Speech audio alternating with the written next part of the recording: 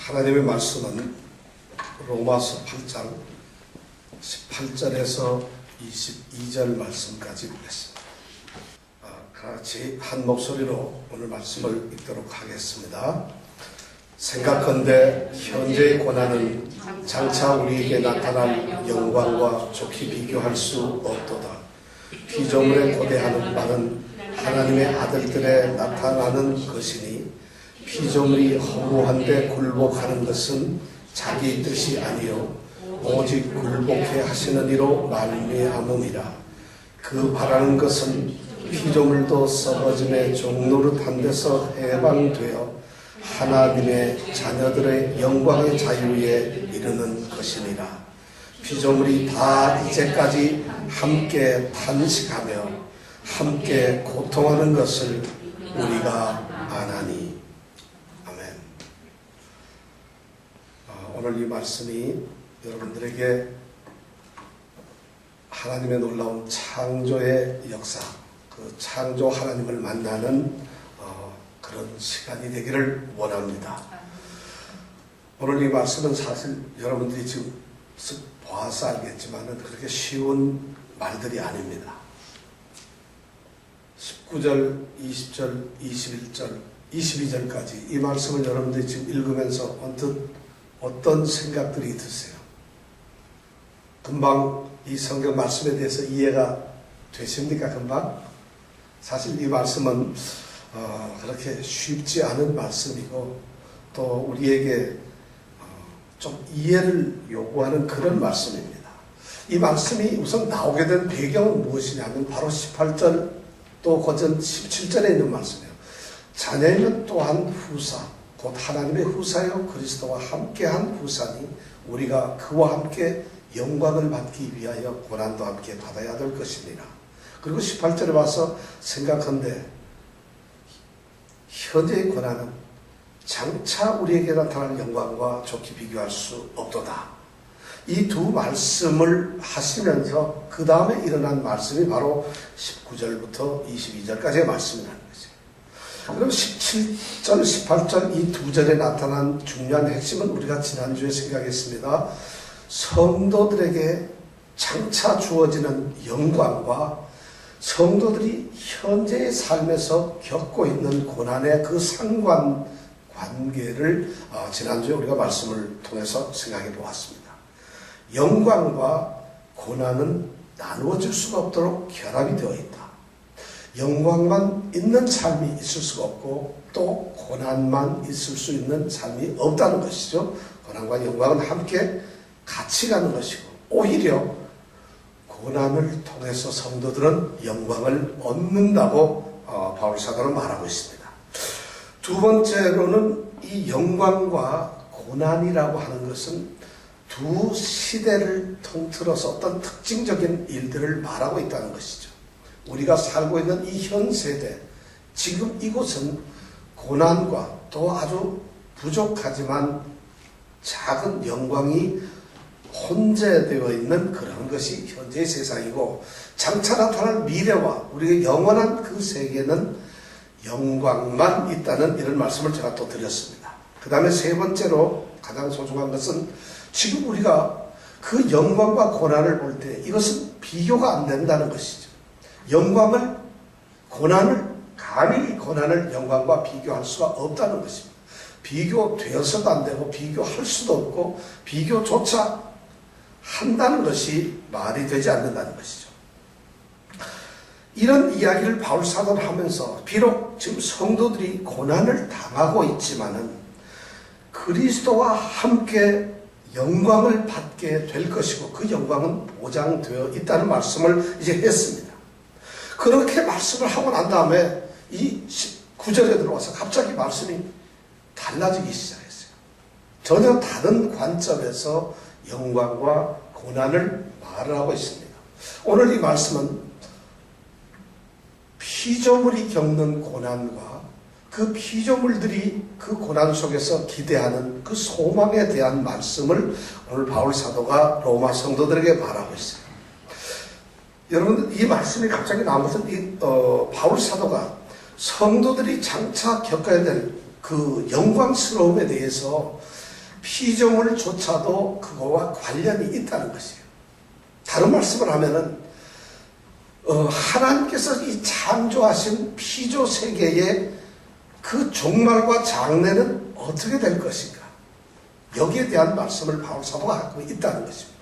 하나님께서는 창조의 하나님이시고 이 세상에 6일 동안 모든 것을 창조하셨어요. 사람도 창조하셨지만 사람이 다스리고 정복할 수 있는 만물들, 자연 세계를 창조하셨다는 것이죠. 그 창조 세계가 만약에 사람들이, 인간들이, 성도들이 고난을 받지만 장차 그들이 그리스도와 함께 영광을 받는다고 한다면 또 다른 창조의 세계인 이 자연 세계, 피조물들은 어떻게 될 것인가? 그것이 오늘 성경 말씀에서 주고 있는 말씀의 내용이라는 것이죠. 여러분들은 이 창조라는 것에 대해서 어떻게 생각을 하세요? 이제 여기 계시는 분들한테 한번 질문을 제가 드려볼 텐데, 여러분들 지구나 우리 인류의 이 기원 역사가 어느 정도 되었다고 생각하세요? 여러분들 생각에 지구는 얼마나 오래되었을까요? 얼마쯤 됐을 것 같아요? 지구가. 한번 아는 대로, 우리가 배운 대로 한번 해보세요. 지구가 얼마나 됐을까요? 이 소위 말하는 진화론자들, 우주과학을 연구하는 이 진화론자들이 말하는 것은 지구가 약 45억 년 전에 생성이 되었다고 합니다. 45억 년 전에. 자, 그렇다면은 우리는 지구가 굉장히 오래되었을 것 같고 뭐 여러 가지 이론을 많이 합니다. 빅뱅이 어떻고 뭐 이런 이론들을 많이 하는데, 그럼 성경은, 이 진화론자들은 진화에 의해서 지구가 만들어졌다고 생각하는데, 인류가 만들어졌다고 생각을 하는데, 그럼 성경은 뭐라고 하느냐면 바로 하나님이 창조를 하셨다는 것이에요. 창세기 1장 1절에는 태초에 하나님이 천지를 창조하시니라 이렇게 선언을 하고 있어요. 그리고 2절에 보면은 땅이 혼돈하고 공허하며 흑암이 깊음 위에 있고 하나님의 신은 수면에 운행하시니라. 하나님이 가라사대 빛이 있으라 하시며 빛이 있었고 그 빛이 하나님의 보시기에 좋았더라. 하나님이 빛을 낮과 어둠으로 나셨다. 빛을 낮이라 칭하시고 어둠을 밤이라 칭하셨다. 이런 말씀을 계속하고 있어요. 자, 그럼 기독교는 창조를 얘기하는데, 그럼 하나님이 창조하신 이 지구의 나이는 얼마나 될까요? 여러분, 얼마나 되겠어요? 창조 과학자들은 지구의 나이는 10,000년이 되지 않았다고 이야기를 합니다. 인간이나 지구의 이 역사는 한 7,000년 정도에 한정이 되어 있다고 이 창조과학, 성경이 말하고 있는 그것을 믿는 사람들은 그렇게 얘기합니다. 여러분들 어떠세요? 이 세상이 7,000년, 8,000년 정도 됐다. 인류가 태어난 것이 한 7,000년 정도. 아담이 지금부터 한 7,000년 조금 안 되는 이 시점에 인류의 시조로서 하나님께서 창조하셨다. 이 말씀에 대해서 어떻게 생각하세요? 이거 믿어지세요? 인류 역사가 그래도 한 40년, 45억 년, 뭐 안 그렇다더라도 한 100만 년, 200만 년 전, 뭐 이런 것을 우리는 지금 가지고 있는데, 이 진화론자들이 그런 생각을 하고 있었다는 것이죠. 그래서 우리가, 직립원인, 자바원, 네안데르탈 원인, 이렇게 해서 그런, 우리의 인류의 시조들이 상당한 시간을 가지고 있다고 하는 그런 이야기를 하는데, 또 그런 것이 우리가 배워왔어요. 그런데 우리 오늘 하나님의 말씀 성경에서는 그런 것을 단 하나도 인정을 하지 않는다는 것이죠. 그럼 우리 그리스도인들은 하나님의 말씀을 믿고 성경을 믿는 사람들이니까 어떻게 생각을 해야 되겠어요? 여러분들이 아마 어떻게 그걸 믿을 수 있을까 이런 생각을 하실지 모르겠어요. 제가 지난주 월요일부터 금요일까지 LA 쪽에 창조과학 탐사 여행을 다녀왔습니다.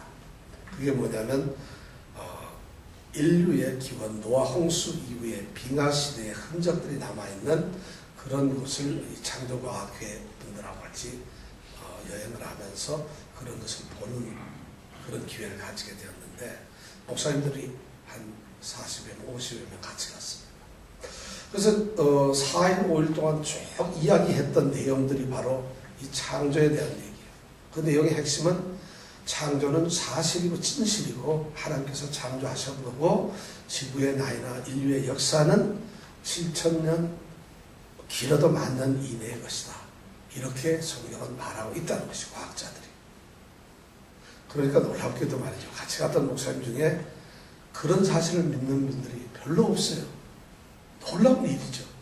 우리가 성경을 믿고 하나님의 말씀을 믿고 하나님께서 하시는 일을 믿는다고 하는데 정작 가장 중요한 이 창조 사실에 대해서 우리는 진화라고 하는 이 새로운 어떤 인간의 학설에 빠져가지고 거기에 매료되어가지고 우리 생각을 그렇게 묶어버리고 말한다는 것이죠. 그래서 그런 얘기를 믿지를 않는다는 것이죠. 과학에는 말이죠. 두 가지 종류가 있어요. 하나는 실험과학이라고 하는 게 있고 또 하나는 역사과학이라는 게 있어요. 실험과학이라고 하는 것은 우리가 실험을 하거나 또는 관찰을 함으로써 그 결과를 예측하고 우리가 확인할 수 있는 것, 그런 것들이에요. 예를 들어서 우리가 화학 실험을 한다거나 이런 것은 예측을 하고 다 볼 수 있잖아요. 그런데 역사과학이라고 하는 것, 다시 말씀드려서 이런 인류의 변천이나 지구과학의 변화라든가 이런 것은 실험을 할 수가 없어요. 그리고 관찰을 우리가 할 수가 없어요. 우리가 살고 있는 관찰을 좀 하고 싶은데 우리는 100년도 못 살아요. 그러니까 그 긴 세계를 관찰을 할 수가 없다는 것이죠. 바로 이 관찰을 할 수 없는 역사과학인 이 창조에 대해서 진화론자들은 마치 자기네들이 가지고 있는 지식이 확실한 것처럼 우리에게 과학으로 접근을 했다는 것이고 우리 사람들은 그것이 과학이니까 믿어야 되는 것으로 생각해 왔다는 것이죠. 실제 하나님의 창조를 무시했어요. 지금부터 한 50여 년 전만 하더라도 학교에서는 이 창조과학, 성경을 가르쳤는데 미국만 해도 1960년대 들어와서 창조라는 이런 이론이 없어지고 진화론을 가르치는 이런 시대가 되고 말았어요. 그러면서 지난 여행 중에 그런 얘기를 쭉 하는데 뭐 예를 들면 이런 얘기를 하더라고요. 우리 석탄이라는 거 있잖아요. 석탄이 화석 또는 뭐 발굴되는 석탄이라는데 석탄은 뭘로 되어 있는지 아세요, 여러분? 석탄은 뭐예요? 짐승의 뼈? 아니면 어떤 기름? 돌? 석탄은 이 지층에 쌓여있는 나무 껍질로 되어 있는 것입니다. 나무 껍질이 탄소화되어서 새까맣게 탄소되어서 쌓여있는 것이 바로 이 석탄이에요. 석탄은 우리에게 지금 뗄감으로 너무 소중한데 진화론자들은 이 석탄을 어떤 하나의 그 자기네들이 진화된 어떤 것으로 이야기를 합니다. 그런데 창조론자들은 이 석탄이 생성된 것, 어떤 이 석탄 매장지에 보면은 그 매장 길이가 몇 킬로가 될 수도 있고 몇백 메다가 넘는 많은 석탄들이 매장되어 있다고 그래요. 근데 이제 진화론자들은 그것이 수많은 시간에 쌓여서 석탄으로 되었다 이렇게 말을 하는데 우리 창조과학자들은 그렇게 얘기를 하진 않더라고요. 뭐냐면은 예를 들면 이런 겁니다. 지금 석탄이 그렇게 수백 메다 또는 수 킬로에 걸쳐서 석탄층이 형성이 되어 있는데 오늘날 우리가 보고 있는 수많은 이 나무들을 전부 껍질을 벗겨서 만약 석탄으로 만든다면은 석탄층이 얼마나 될까? 연구를 해보니까 5cm 정도밖에 안 된다는 것이에요. 그렇다면 수백 메다, 수 킬로에 되는 이 석탄의 층은 어떻게 만들어졌을까? 수십억 년 전서부터 되었을까? 그게 아니라 석탄이 만들어지는 것은 아주 중요한 두 가지가 필요합니다. 첫째는 뭐냐면 제일 중요한 것이 석탄이 만들어지기 위해서 온도가 있어야 돼요. 두 번째는 그 온도에 맞는 압력이 있어야 돼요. 여러분 나무 껍질을 어떻게 벗겼길래 그게 수백 메다 수천 메다가 깔릴 수가 있겠어요. 나무면 모르겠어요. 근데 나무가 아닌 나무 껍질들이 모여있는 것이 바로 석탄이라면 누가 옛날에 나무를 깎아서 그렇게 거기다 층을 만들었을까요? 이것이 사실은 이 진화론자들도 해명을 하지 못하는 것이에요. 진화론자들은 온도와 압력만 있으면 이 석탄층이 만들어진다는 사실에다가 플러스 시간이라는 개념을 넣었어요. 아무리 온도와 압력이 주어진다 할지라도 온도가 따뜻해지고 뜨거워지면 석탄은 금방 됩니다. 나무잎은. 그리고 그것을 눌러버리면 그것이 바로 석탄이 되는데 진화론자들은 거기다 플러스 수만 년의 시간이 걸쳐서 그것이 만들어졌다고 하는 것이에요. 근데 어떻게 오늘날 있는 나무들을 껍질을 다 벗기면 5cm밖에 안 될까요? 그 이상 넘어가지 않을까요? 우리 성경을 믿는 창조과학자들은 그것이 바로 노아 홍수 사건에서 있었던 사건이라는 것이에요. 노아 홍수를 통해서 이 세계가 완전히 멸망이 됐어요. 산이고 나무 모든 것이 지각변동에 의해서, 왜냐하면 화산이 폭발하고 모든 깊은 샘들이 올라오죠. 그러다 보니까 지진도 나고 하니까 이 세상이 전부 뒤죽박죽. 그것들이 이 세상에 있는 모든 나무들이 밑에 층을 비루었다는 거죠. 그렇지 않고는 되질 않는다는 거죠. 그것이 불가능하다는 얘기. 지금 1980년대인가요? 80년대 세인트 헬레나라고 LA 쪽에서 화산이 폭발했어요. 그 폭발해가지고 정말 이 화산진이 그 일대를 다 덮었고, 그래서 그게 초토화 되었는데, 많은 이 진화론자 과학자들이 화산으로 덮여진 화산재로부터 이것이 다 회복되고 나무들이 정상적으로 자라려면은 수백 년이 걸릴 것이다, 이렇게 예상을 했어요. 그런데 20년이 채 지나지 않아서 모든 나무들이 다 자랐다는 것이. 그러면서 놀랍게도 나무들이 껍질이 벗겨지는 현상이 어떻게 생길 수가 있는가, 그것을 연구해 봤더니 홍수가 나서 나무들이 물속에 던져서 둥둥 떠내려갈 때는 그 시간이 지나면서 어느 정도 지나면 물에 의해서 나무 껍질이 다 벗겨지고 나무들은 뜨고 껍질들은 침전되더라는 것이. 이런 현상이 있더라는 것이. 그러면 이 땅에 수많은 나무들을 전부 껍질을 벗기고 그것이 침전되어서 석탄처럼 이룰 수 있도록 한 그런 물이 어디서 나왔겠어요? 비가 와서 그렇게 됐을까요? 모든 것이 그렇게 될 수 있던, 만약 그 사실이 있다면 이 과학자들은 뭔가가 빅뱅 현상이나 자연과학 현상에 의해서 뭔가 있지 않았겠느냐고 추측을 하는데, 성경은 그것을 노아의 홍수 사건이라고 이야기하고 있다는 것이죠. 실제로 노아 홍수의 사건을 통해서 그런 일이 있다는 것입니다. 이런 창조과학, 이런 이야기들, 그 다음에 이런 진화론에 대한 그런 것에 대해서 진화론자들이 얘기하는 것은 옛날서부터 모든 것이 진화되고 발전되어서 모든 것이 점점 나아진다는 이런 이론을 가지고 있어요. 진화론자들이 생각하는 것, 어떤 물질의 세계가 제일 처음에 가장 저등한 아메바나 아니면 아주 기초적인 것들이 점점 발전해서 어떤 저등동물이 되고, 저등동물이 조금 더 발전해서 고등동물, 우리 사람이나 짐승처럼 이렇게 되었다는 것이죠. 그것을 진화라고 얘기를 하는데, 우리 기독교가 말하는 것은 그런 진화가 있을 수가 없다는 것이죠. 뭐냐면 창조가 아니고선 되지 않는다는 것이죠. 제일 처음에 진화를 이루고 있는 최초의 그 물질은 어떻게 되었을까요?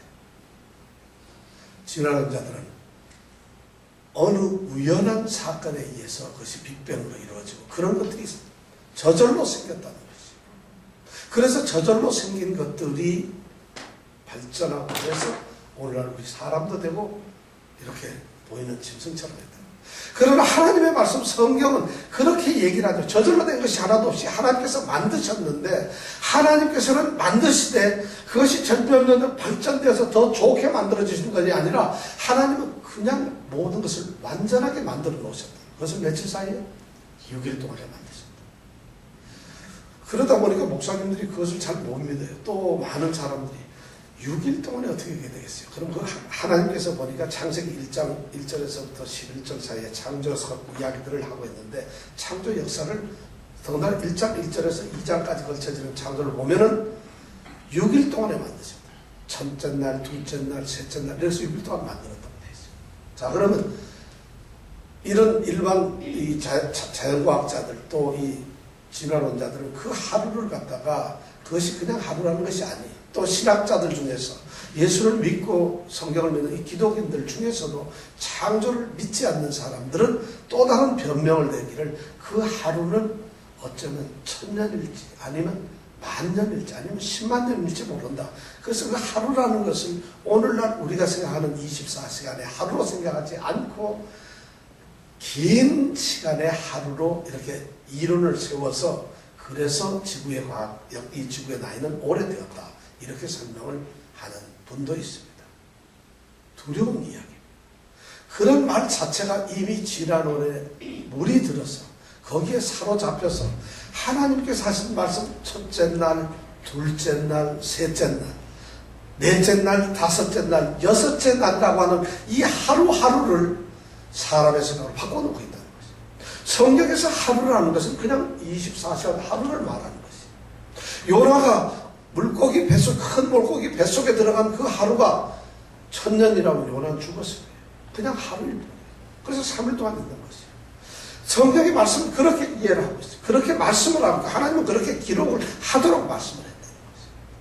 이런 창조의 세계를 우리 여러분들이 이해를 하고, 제가 더 많은 이야기를 듣고 또 자료를 많이 봤는데 이거 얘기하려면 수많은 시간이 걸려요.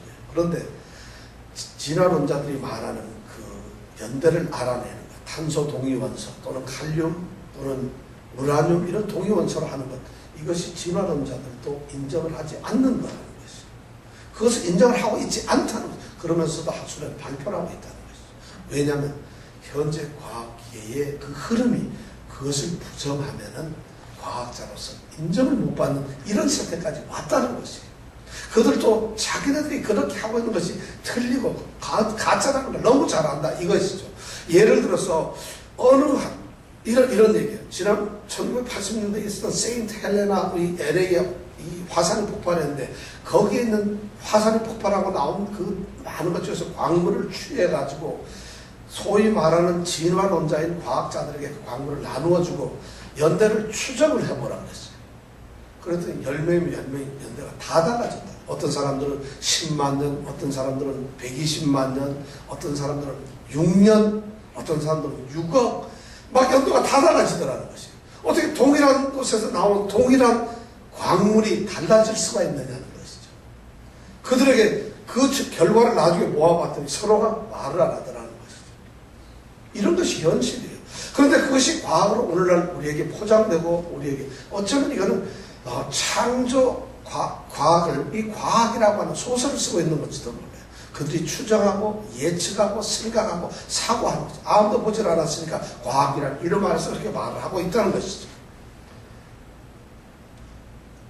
그런데 하나님께서는 하나님이 하신 일이고 하나님이 보셨던 일이고 하나님이 직접 모든 것을 만드신 일이기 때문에 그것을 성경에 기록해 놓고 있고, 실제로 과학자들이 연구를 해보니까 모든 증거를 보니까 지구의 나이는 오래되지 않았다는 거죠. 지구의 나이는 결코 오래될 수가 없다는 것이죠. 만약 오렇게 되었다고 한다면 지구는 이 세상에 칼륨이 가득 차서 또는 이산화탄소가 가득 차서 이미 멸망되고 말았을 것이다. 지구는 신선하고 지금도 깨끗하고 그렇기 때문에 지구는 얼마 되지 않았다는 거죠.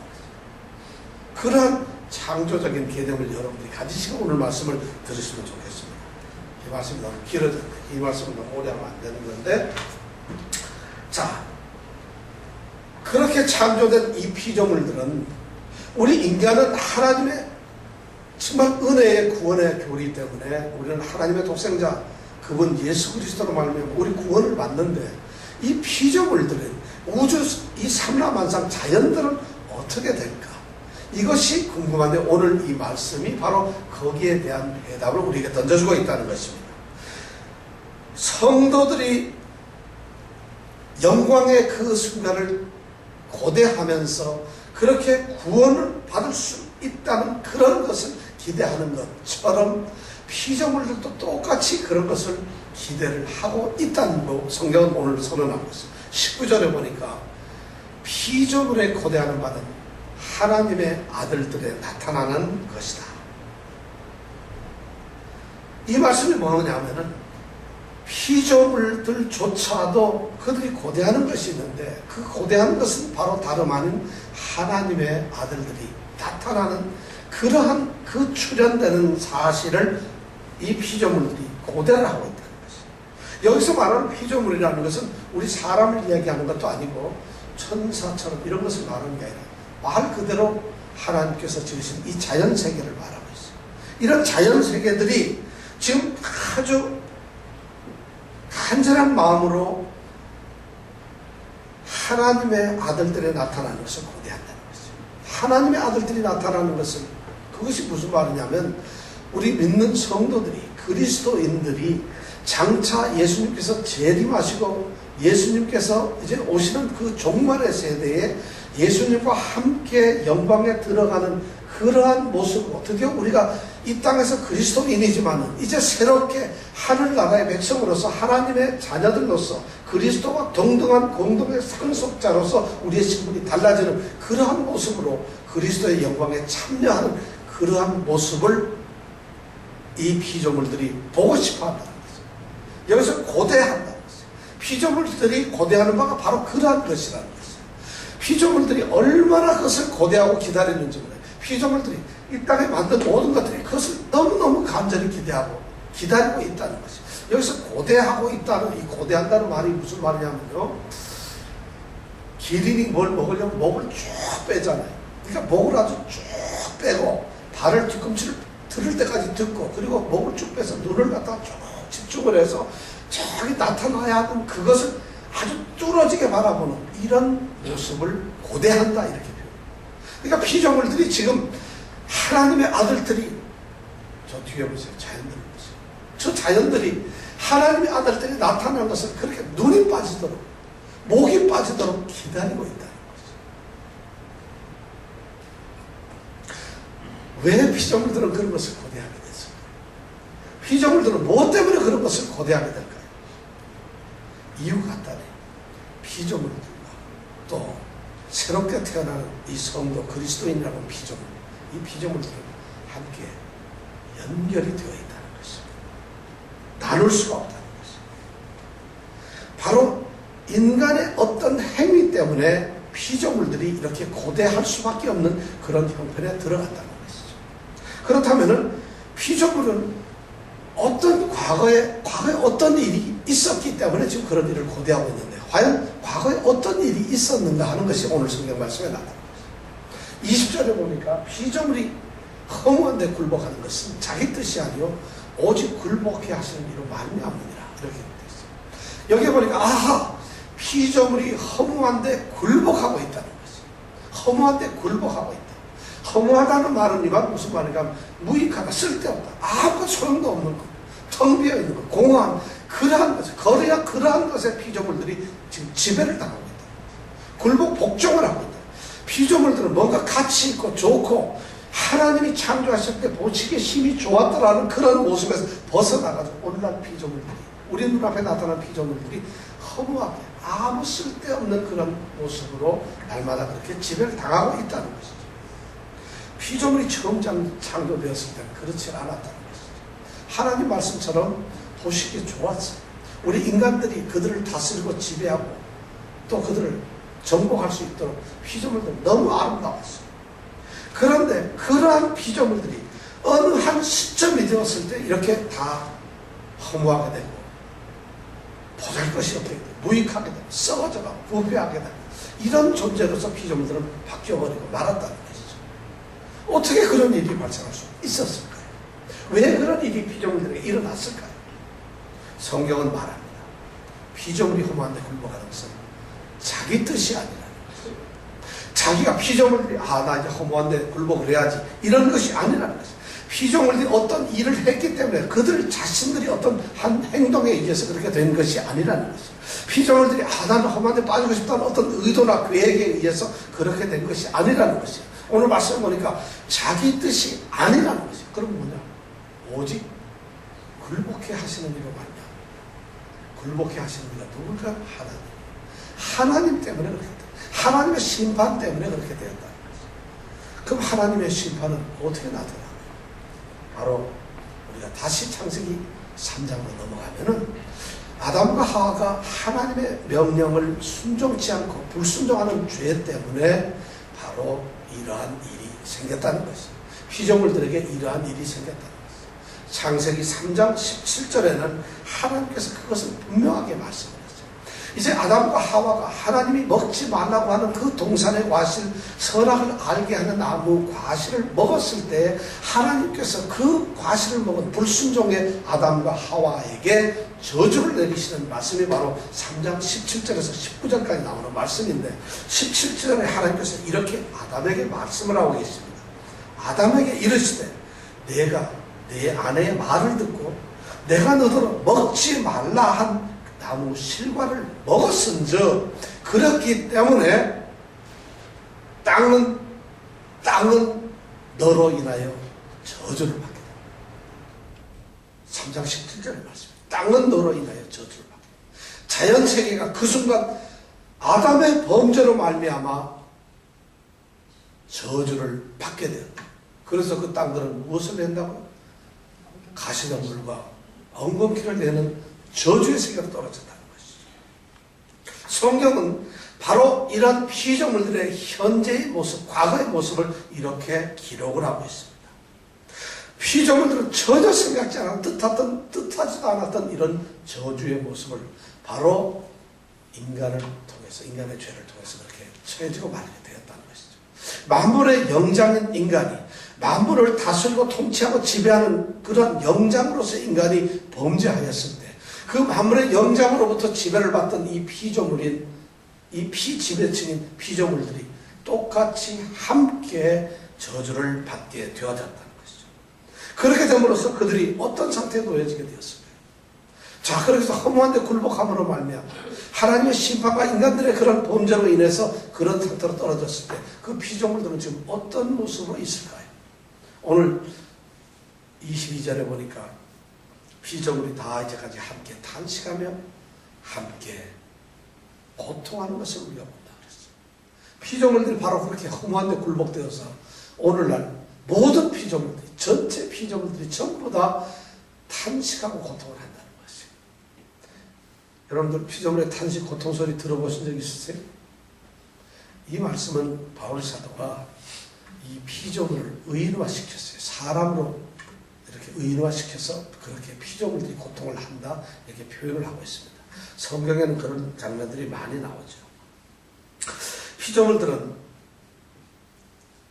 인간들의 범죄 때문에 허무함에 빠져들었고, 그래서 그 허무함 때문에 오늘날 탄식하며 고통을 하고 있다는 것이죠. 소망이 없다는 것이죠. 절망 가운데 있다는 것이죠. 부패해가고 있다는 것이죠.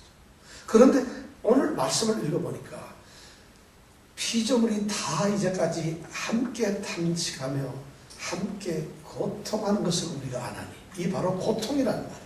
이런 말을 바울 사도가 썼어요. 고통한다는 말은 무슨 뜻이냐면은 그냥 고통을 하는, 어디가 맞아서 또는 병에 걸려서 고통을 한다 이런 뜻이 아니라, 여기서 고통은 해산의 고통을 말하고 있어요. 마치 어머니가 아이를 메고 아이를 낳으려고 하는 그 해산하는 그런 고통을 말하고 있어요. 그러니까 피조물들은 탄식하면서 고통을 하지만 그 고통은 바로 더 나은 것, 새로운 질서를 향해서, 그런 뭔가 소망을 가지고 그들은 고통을 하고 있다는 것이죠. 마치 어머니가 자녀를 낳는 그런 새로운 생산의 고통을 갖듯이 피조물들은 탄식하며 고통하지만 바로 그런 어떤 새로운 미래를 향한 그러한 고난을 가지고 있다는 것이죠. 바로 우리 성도들이 영원한 영광을 위해서 하나님 안에서, 그리스도 안에서 고난을 당하듯이 피조물들도 똑같이 그러고 있다는 것이죠. 그러나 그 피조물들의 그런 고난은 스스로 해결할 수 있는 것이 아니라는 것이죠. 우리 인간들이 똑같이 우리의 구원과 우리의 영광을 우리 스스로 해결할 수 없듯이 피조물도 자기들이 해결할 수가 없습니다. 피조물에게는 더 좋은 미래가 약속이 되어 있지만은 그들 스스로 할 수 없다는 것이죠. 그래서 피조물들은 어떤 소망을 가지고 있다는 것이죠. 그들의 장래를 생각하고 있다. 이 우주는 바로 그러한 미래가 있다는 것이죠. 그것이 뭐냐면 미래 일어날 일을 성경은 21절에서 말하고 있습니다. 그 말하는 것은 하나님의 그 바라는 것은 피조물도 썩어짐의 종로를 탄 데서 해방되어 하나님의 자녀들의 영광의 자유에 이르는 것이니라. 두 가지를 이야기하고 있어요. 피조물들이 비록 지금 험한 데 굴복해서 살고 있지만, 그리고 그들이 지금 탄식하고 고통을 하고 있지만 그들이 소망하고 있는 것이 두 가지가 있다. 첫째는 뭐냐? 썩어짐의 종 노릇한 데서 해방된다는 것이죠. 피조물은 지금 썩어지고 있어요. 진화론자들이 말하는 것처럼 이 자연은 점점 좋아지질 않아요. 오히려 자연의 우주적 현상에 보면 얼마나 힘들고 참 두렵고 정말 파괴적인 일들이 일어나는지 모릅니다. 그런 모든 것들이 썩어짐의 종로로서 우리 인간은 죄 때문에 죄의 종로로서 했다고 로마서에서 이때까지 우리가 말하고 있어요. 그런데 우리 인간이 죄의 종로 탄 결과로 바로 이 피조물들은 죄의 종이 아닌 썩어진 부패의 종로릇을 하고 있다는 것이죠. 그 썩어짐의 종로를 탄 데서 해방이 된다는 것이죠. 자연 세계는 썩어져요. 끝없이 순환되고 있죠. 자연들을 가만히 보면은 봄이 되면은 그들이 싹을 트게 되고 어떤 열매를 맺게 되고 잎이 무성해지고 자랍니다. 성장됩니다. 그러나 그것이 여름 한여름을 지나고 가을이 되면 열매를 놓고 탐스럽게 되지만은 그것이 겨울이 되면서 피조물들은 다시 그 화려하던 모습을 뒤로하고 퇴보하게 되고 썩어지게 되고 해체되고 없어지고 맙니다. 이런 것이 끊임없이 반복되는 이런 것을 썩어짐의 종노릇이라고 바울사도는 이야기하고 있습니다. 그러한 것을 하고 있는데 그들이 바로 그러한 상태에 대해서 그러한 현실에서 해방이 된다는 거죠. 이것이 창조과학에서 말하는 성경이 말하는 피조물의 미래이며 현재라는 것입니다. 피조물들도 바로 그런 썩어지는 반복되는 이런 세상이 언젠가는 종말이 올 것입니다. 그것이 뭐냐면 하나님의 아들들에 나타나는 거죠. 그러면서 두 번째 것을 얘기하는데 하나님의 자녀들의 영광에 이르는 것을 또한 소망하고 있다는 것이죠. 하나님의 자녀들의 영광의 자유라는 말이에요. 하나님의 자녀들, 다시 말해서 성도들이 하나님의 아들들이 그리스도와 함께 그 영광을 누리게 되는 바로 그 순간 누리게 되는 그 자유를 피조물들도 똑같이 나중에 갖게 된다는 것이에요. 피조물은 비록 지금은 굴복되고 있지만 언젠가는 자유를 얻게 될 것이고 피조물은 비록 지금은 썩어지고 있지만 언제는 영광스러운 모습으로 달라질 것이다. 피조물들이 하나님의 자녀들이 하나님의 앞에서 그리스도와 함께 누릴 수 있는 영광을 회복하게 되고 그 영광을 누리게 될 때에 피조물도 또한 그 영광을 누리게 된다는 것이죠. 이것이 성경이 말하는 우주의 모습이고 창조세계의 질서의 모습이라는 것이죠. 이것을 우리에게 바울사도는 얘기하고 있습니다. 인간들은 이러한 것을 전혀 생각하지 못합니다. 모든 것이 그냥 저절로 되고 변화로 생각을 하고 있습니다. 진화는 없습니다.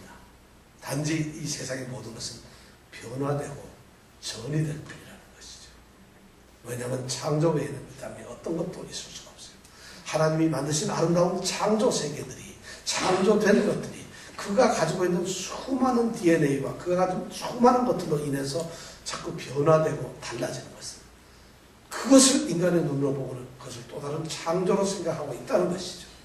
하나님께서 모든 것을 완벽하게 창조하셨고 그 창조한 인간들은 그리스도와 함께 영광을 얻기 위해서 이 땅에 고난을 받게 될 것이고 그 고난은 결국 영광으로 이어질 것이라는 것이죠. 피조물 또한 그런 일을 얻게 될 것이라는 것이죠. 똑같이 썩어지면서 종노릇한 데서 해방이 되고 하나님의 자녀들이 누리는 그 영광의 자유에 똑같이 함께 참여하게 될 것이다. 하나님께서 창조하신 세계가 하나님이 지극히 보시기에 좋았다라는 그 세계로 회복이 된다는 것이죠. 새하늘과 새 땅이 이루어진다는 것이죠. 그 말씀을 바울사도는 오늘 하고 있습니다. 그러면서 말씀하고 있는 건데 생각한데 현재의 고난은 장차 우리에게 나타날 영광과 좋게 비교할 수 없도다. 바로 우리 성도들이 믿음으로 삶을 성도들이 바로 하나님의 귀한 은혜로 말미암아 이 땅에서 그리스도인이 되었고 그리스도인으로서 고난을 받는 것, 그 고난을 받음으로써 나중에 그리스도의 영광에 함께 참여하게 되는 것은 그것은 우리들 자신의 문제뿐만 아니라 하나님이 창조하신 창조 세계 질서를 위해서 절대적으로 필요하다는 것입니다. 왜냐하면 우리의 잘못 때문에 우리의 문제 때문에 피조물이 굴복하고 그렇게 허무한 데 따라갔던데 우리가 결국 그것을 회복시켜야 되는데 하나님께서는 바로 우리를 통해서 그것을 회복시킨다는 것이죠. 이것이 하나님께서 말씀하는 위대한 우주의 창조의 섭리입니다. 여러분들 사랑하는 여러분, 우리 성도들은 바로 이런 창조를 통한 하나님의 놀라운 섭리를 보게 됩니다. 근데 그 가운데서 하나님의 위대한 새로운 창조는 바로 우리 사랑하는 성도들이 그리스도의 영광에 참여하는 것입니다. 그렇게 되었을 때에 이 우주는 하나님이 만드신 보시기에 좋았다라는 우주는 다시 새 모습으로 새 질서로 일어나게 된다는 것입니다. 우리에겐 그런 책임이 있어요. 사랑하는 성도 여러분, 정말 이 고난을 이겨내면서 영광의 그 자리로까지 전진하는 참된 믿음의 신앙을 갖기를 축원합니다. 아멘. 함께 기도하겠습니다. 피조물이 구원을 얻을 수 있는 유일한 길은 하나님의 구원 외에는 없습니다. 하나님은 소망 안에서 피조물들을 굴복해 하셨고, 하나님은 소망 안에서 우리들을 부르셨습니다. 만약 사람에 대한 구원의 소망이 약속되었다고 한다면 그것은 또한 피조물의 구원의 소망도 약속되었다는 것을 의미합니다. 하나님께서는 어쩌면 이런 말씀을 이 대자연 피조물들에게 말씀하고 있는지 모릅니다. 인간의 죄 때문에 너는 저주를 받았다. 그러나 그 저주는 영원토록 계속되지는 않을 것이다. 왜냐하면 나는 그 범죄한 인간들을 구원할 것이고, 그 범죄한 인간들이 구원을 받는 그 순간에, 영원한 구원의 순간에 너희들도 구원될 것이다. 이 놀라운 진리를 깨닫게 하시니 감사합니다. 오늘 저희들이 창조 신앙을 회복하면서 창조가 곧 새로운 구원의 진리라는 것을 깨닫게 하여 주시옵소서. 우리가 바로 그런 존재로 부르심을 받았고 또한 그런 존재임을 알게 하옵소서. 우리가 당하는 이 고난을 두려워하거나 놀라지 않고 정말 담대하게 겪어가면서 그 안에서 싹트고 그 안에서 꽃피우고 그 안에서 성숙되고 있는, 성장되고 있는 영광을 보게 하옵소서. 예수님 이름으로 기도드립니다.